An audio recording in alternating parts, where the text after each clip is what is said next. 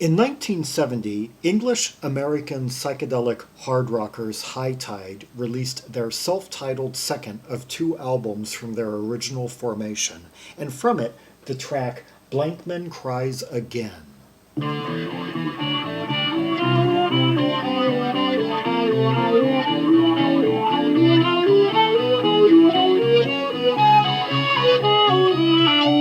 Okay, we got three layers there. We've got that violin, and we've got that really acidic guitar. We're playing that kind of raga influenced line, and then we've got the equally active bass line that's just bubbling and moving around underneath it. Quite so three-way counterpoint.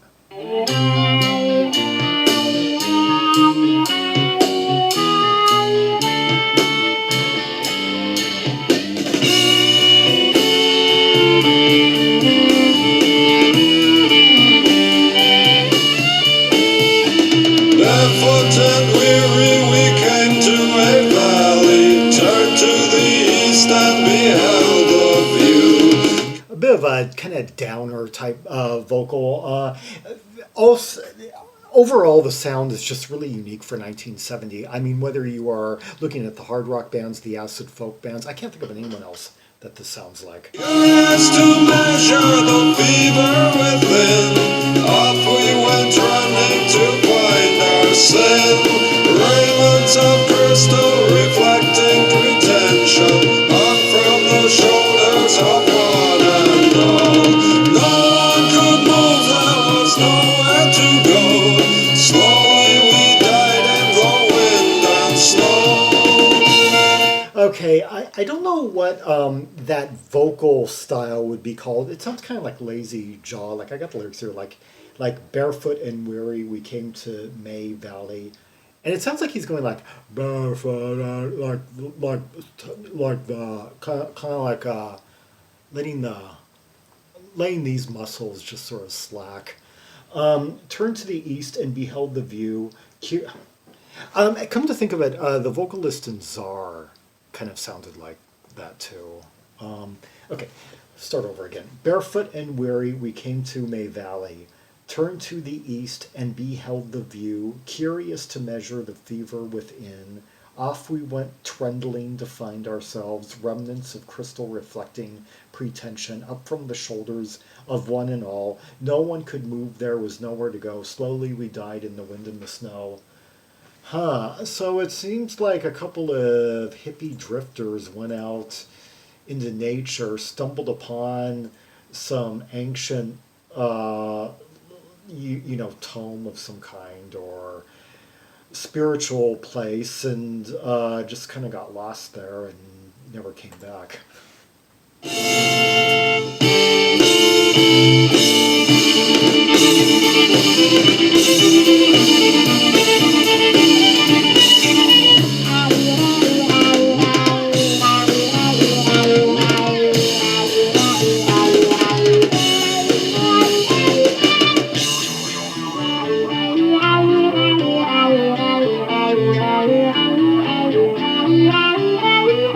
Okay, I gotta say, I really love that guitar tone. I would say that's the most distinctive element going on here, even more so than the violin.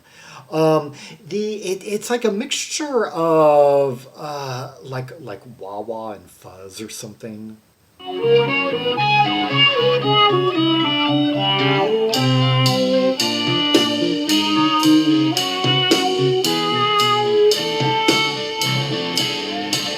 And then it tightens up and has that like really like kind of nuggetsy type fuzz tone that you weren't hearing much by 1970. And so it's taking a sound and putting it into a type this more expanded song form type like a progressive hard rock style that you don't normally hear the fuzz tone in. And as for the violin, I would actually like to read sort of a directory of all the bands, psychedelic era bands, that use the violin. I haven't quite, and see if there, I swear, there's somehow in the way that this band's incorporating it is just sounding very different than what I'm used to. It's.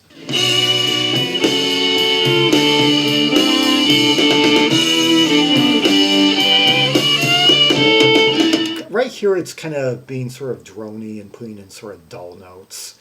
But there, a moment ago, amid that like faster interaction, it was having almost kind of like a jazzy effect on things. Born from the carnage and cast into darkness, veiled are the priest of duality.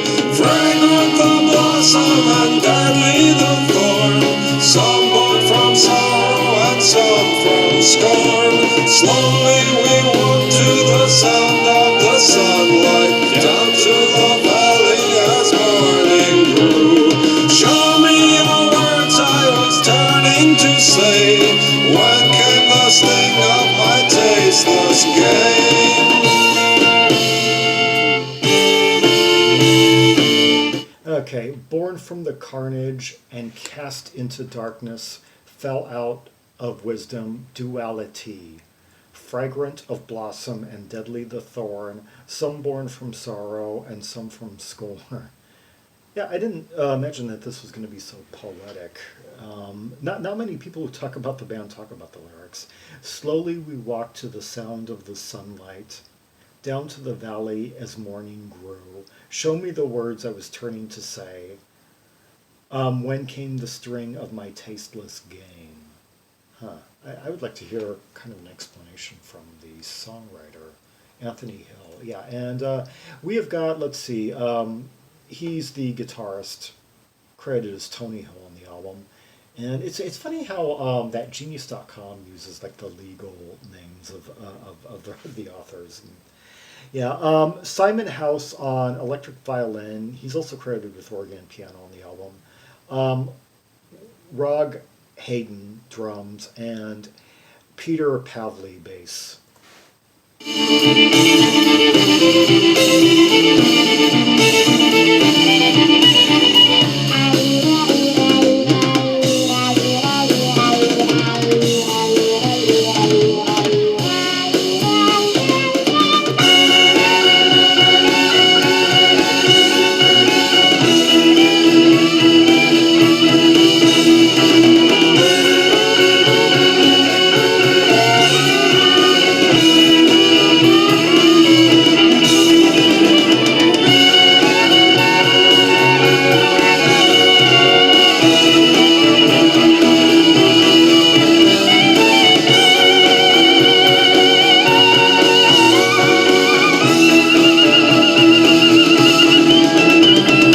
Okay, I guess I stand corrected. I thought that this band had at least one American member in it, but according to Discogs, no. But one of these guys, Tony Hill, was in the Misunderstood, which I thought were like an American garage rock band that went over to England.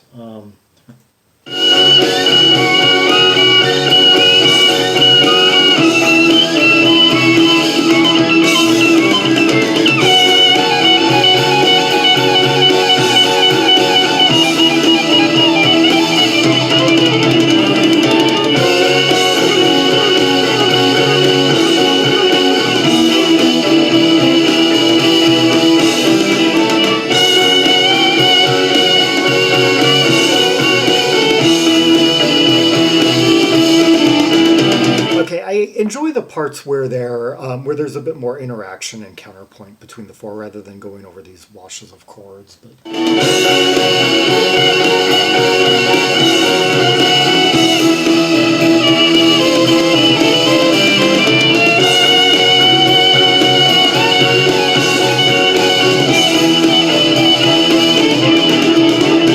okay, I'm kind of wanting them to get off this like F sharp E type progression. It seems like the downer element is showing in some of the playing right here.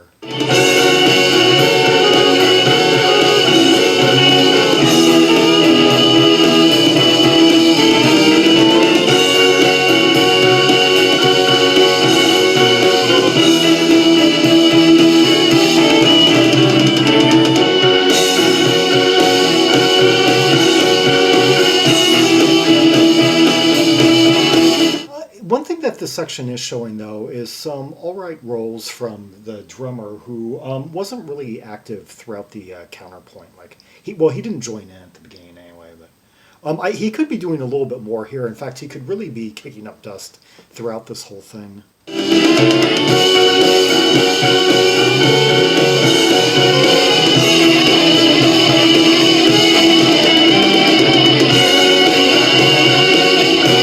Now that was a slightly interesting sizzle I was hearing from Tony Hill. I wish he would like cut it up more during this section.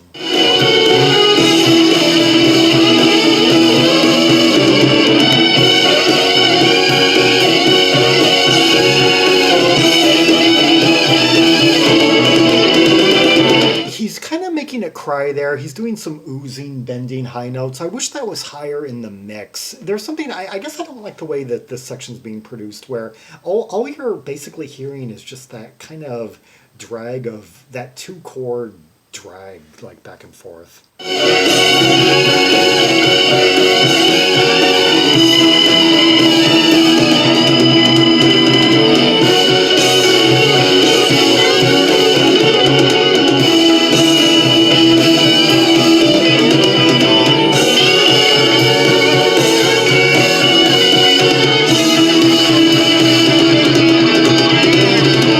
Some good solos here, and I don't know if they're picking up in the microphone, but they're just so kind of buried in the murk, yeah. And to think Tony Hill could be cutting it up right here, similar to like a Dave Edmunds on Saber Dance.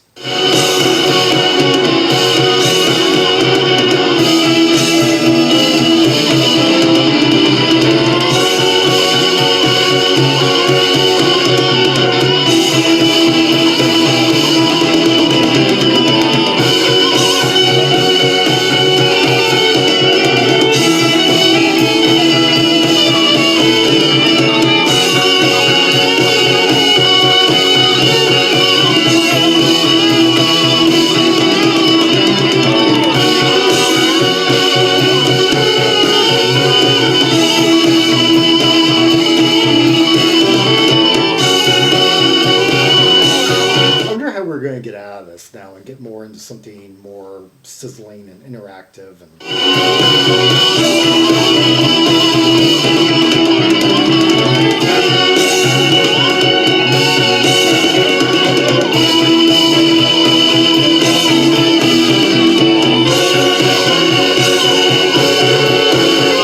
come to think of it, the violinist could be doing a bit more to be, causing fireworks.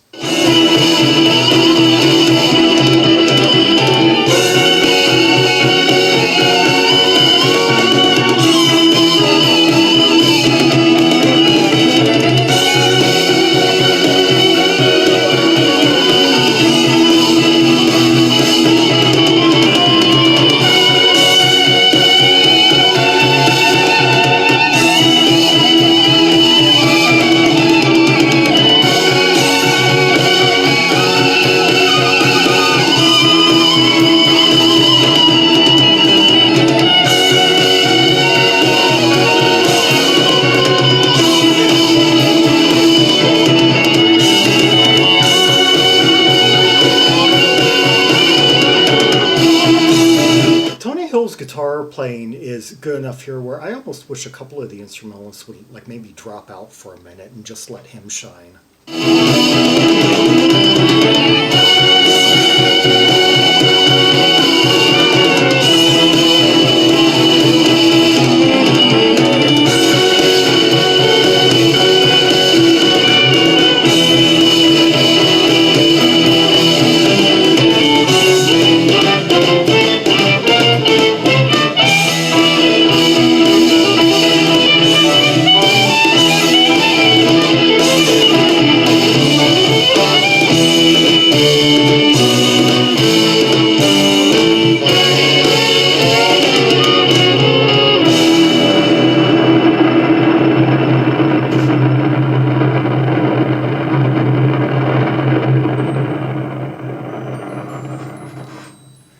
Blankman Cries Again by High Tide from their 1970 self-titled second album.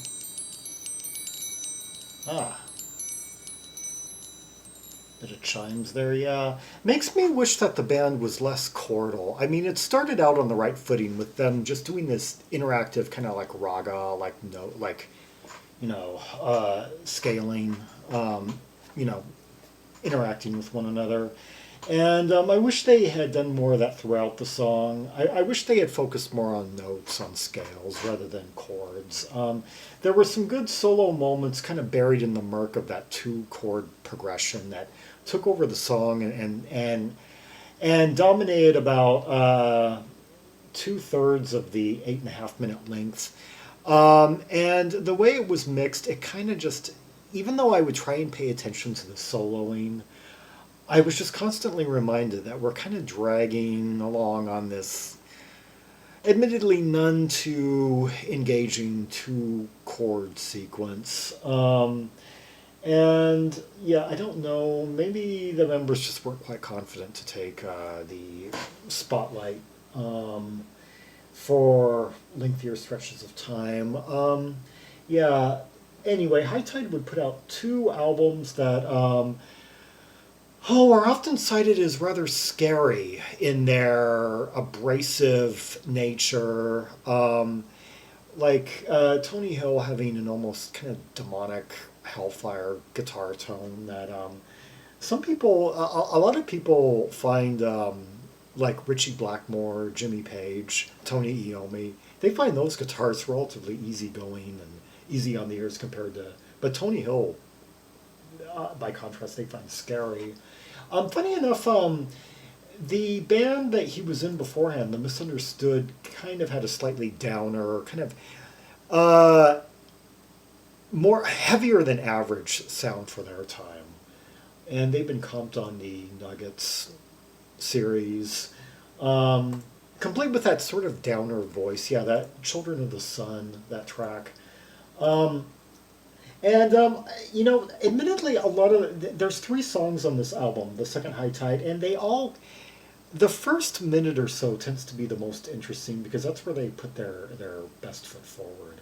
Like I was noticing that on the 14-minute Side 2 track, but since it has already taken me well past the 15-minute mark to get through one song, I'm not going to do another one in this clip.